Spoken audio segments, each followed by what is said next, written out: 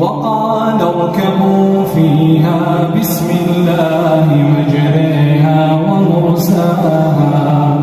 إن ربي لغفور رحيم وهي تجري بهم في موج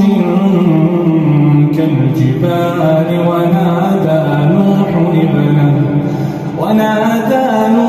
ابنه وكان في معزل يا بني اركب معنا